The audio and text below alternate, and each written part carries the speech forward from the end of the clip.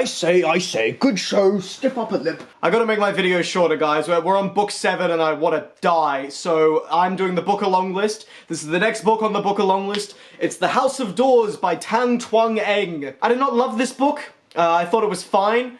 I thought it didn't do a lot with its thematic potential, and there were a lot of issues I had with it that really dragged it down for me, which we will go over. This book is about a woman named Lesley who lives in Malay with her stiff, sort of rigid husband, and their old friend W. Somerset Maugham, who's a famous writer, comes to them because he's running out of money and he needs ideas for a book.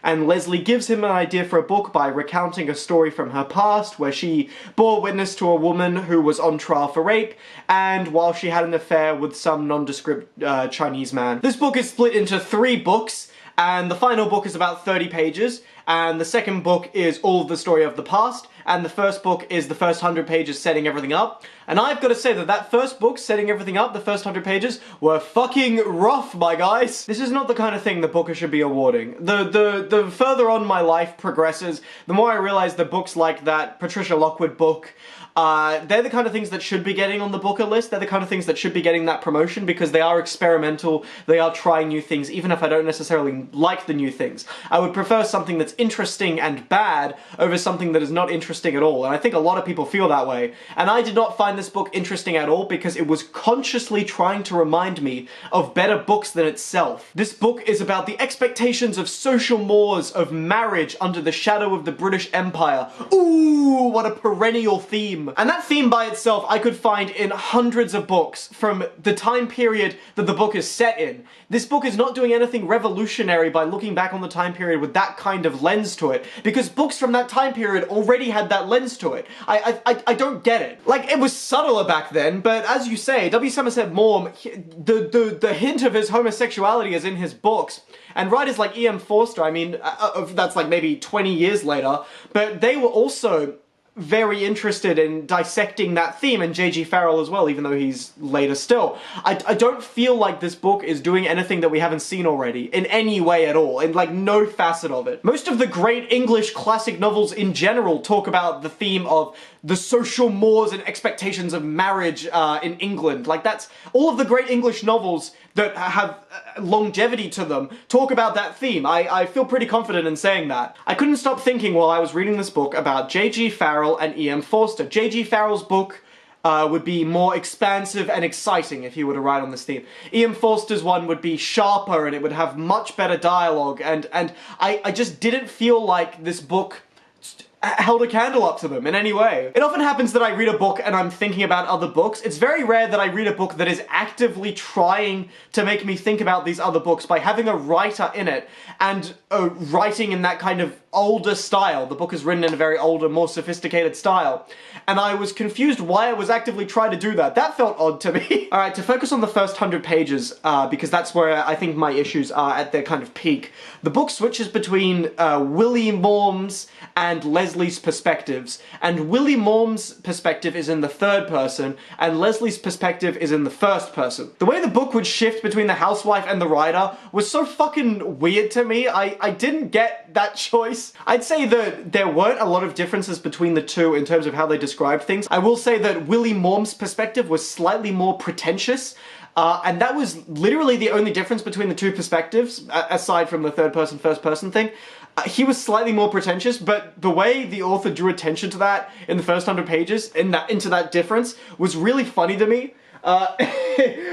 Here's a quote. So W. Somerset Maugham says, now that the letter had finally arrived, he dreaded what its innards augured.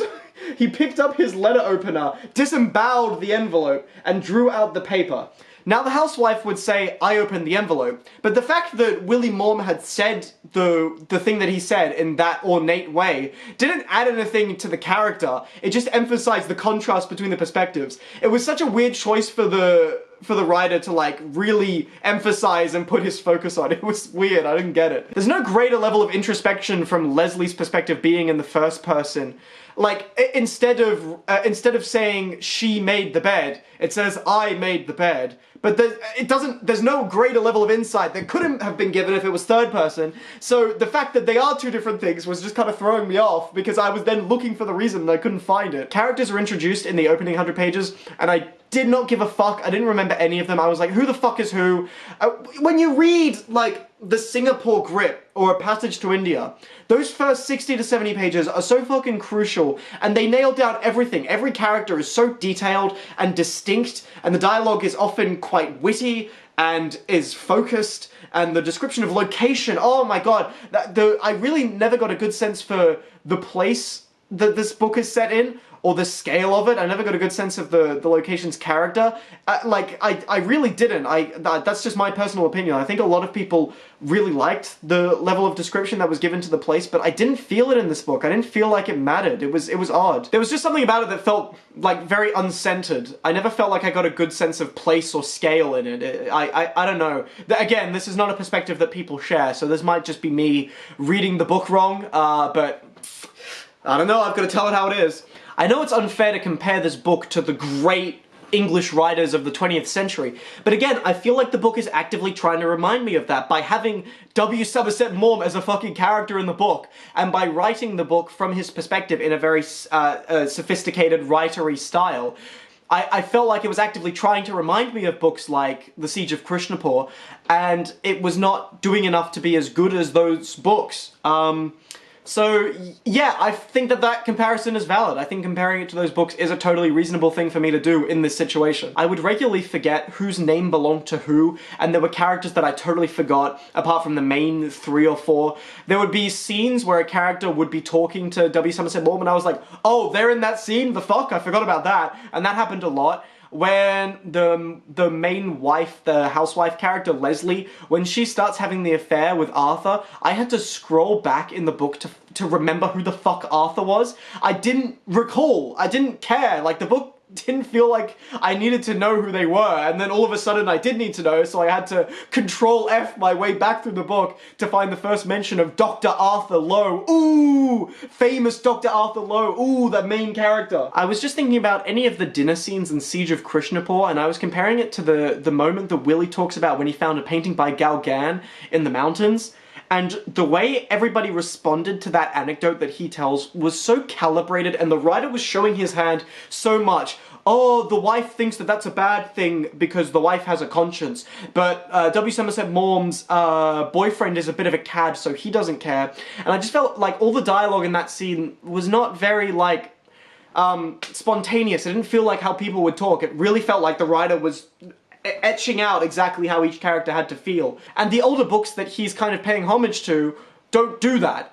That's not something that I feel like they do. So it might just be a weakness on the book in this part. I didn't like a lot of the dialogue, I'm gonna be honest. The moment where Willie Maugham recounts how he met his lover Gerald, it was so simple. It felt like the dialogue felt like a young adult novel in that scene. I swear to God. I was reading this book, Love and Virtue by Diana Reid, and that's a perfectly fine book. Like, it's pretty good.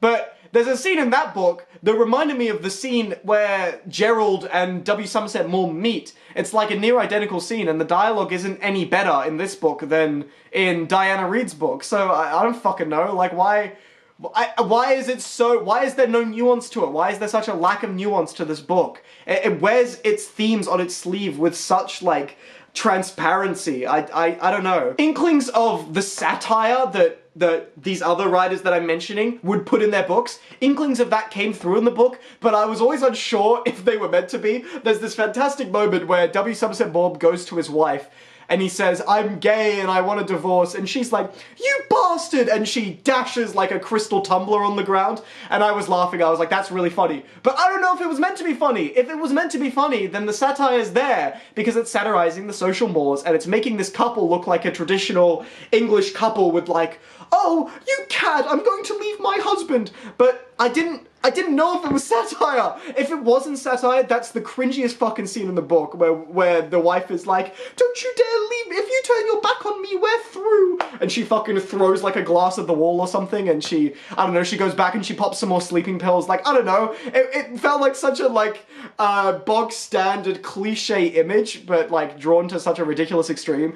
And if that was satirical, I like it, but I can't be sure if it was. I cannot be sure. Oh my god, every single thing Willie says has an ellipsis in it. I forget the reason. I think it was something to do with he likes to, I don't know, he stammers. I can't remember. But every single thing he says has an ellipsis in it. That was very unnecessary. And once I noticed that the book was doing that, fuck, it got so annoying to read a sentence because the ellipses never felt like they were in the place of where someone who was pausing would pause. They would be like, after the last word in the sentence or something, or they'd be like midway through. It just didn't feel like, if I was reading it out loud and I was pretending to have the same kind of pauses that he would, it didn't feel like they were in the right spot. I don't know, I was dissecting the dialogue in a way I wouldn't have to if you just said he had an issue with his speaking and then never showed it physically. The choices, man, the choices. I will say I like the structure of the book as a whole. The first book sets everything up. The second book kind of puts the themes of the book in a flashback. And then the third book puts into sharp relief the stuff we've seen from the second book back into the modern day, and you see how stuff from the first book mattered because it connects to the third book, where now that the characters have heard this story and they've paid witness to this flashback, they now apply the theme to their own lives. It's a very nice, clean, easy to follow, and good structure. I think that's a perfectly acceptable way to structure the book, but again, it's just that the themes were boring and uninspired, and I wasn't getting a lot from the book, conceptually. I'd say the second book was easily the best. Not like it was mind-blowing or anything, but it moved very quickly. I liked the dual narrative of her having the affair with the Chinese man, and the trial of Ethel and the rape and the murder and that section. It felt like an appropriate amount of plates for the book to be juggling at that point in time. And it felt appropriate for the amount of time that was being given to it. It never felt like either side was underdeveloped, and it kept the movement of the plot in that section good. It was a totally competent thing to do. I was noticing moments of dialogue that were spoken to Lesley in the past flashback that she had said to other characters in the first book, in the present tense, especially that "no tree is ugly" line that made me cringe both times I read it. But I was noticing that and I was like, that's totally fine. Like, the book is doing things, it's moving, it was good. In the middle section, I was enjoying it the most, as opposed to the first half-ish. It's neat and well-structured in that section for the most part, but I resented how long it took to get to the neat, well-structured bit. It took about 100 pages, a bit like in Ascension, and one issue that I had with it was I felt like the cut between the past and the present was too clean.